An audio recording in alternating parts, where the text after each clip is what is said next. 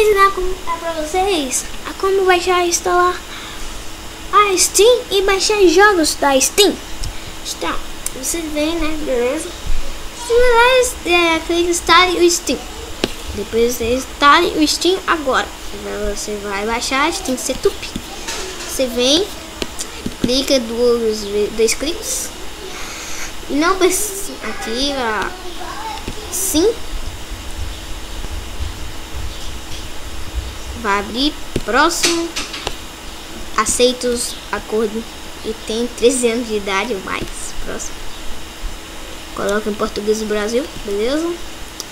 Programa sim e vai começar a instalar. É rápido, rapidinho. Acho que nem vai dar corte. Deixa eu ver. Ai, acho que não precisa de dar corte. Instalando Steam. Aqui dá uma travada. Vou desbugar essa travada que eu vou. Voltei.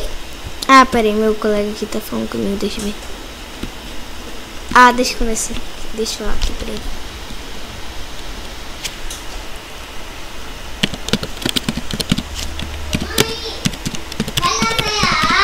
Aí, ó, pronto. Deixa eu falar pro meu colega aqui. E vai concluir. Pronto, a gente clica em concluir e tem os sons de fundo aqui. Pera aí. Espera aí, deixa. Voltei, galera, com o meu amigo Banique. E aí, galera? Essa tela aqui, né? O não tá voltando aqui. Ô, Vitor, você sabe de qual vídeo? Meu vídeo assim, deixa eu colocar. Ó, eu tô preparado de gravar o meu futuro, tudo que eu vou gravar. Só que eu gravar o futuro.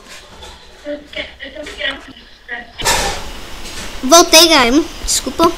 Mas volta aqui, vai abrir a Steam, né? Beleza? É que o meu tá travando muito. Aí eu vou ensinar os jogos da Steam.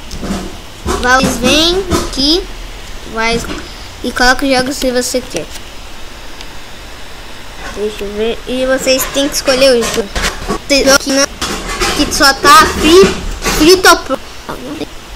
É um joguinho muito bom, né? Pra vocês jogar.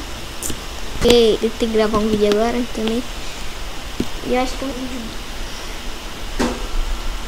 Não, vou gravar o vídeo de Minecraft aqui e você jogar. Aqui está a Steam. Se você clica no, aqui, só que eu tenho, não tá querendo baixar ali, né? Pronto. Tá o vídeo. Falou.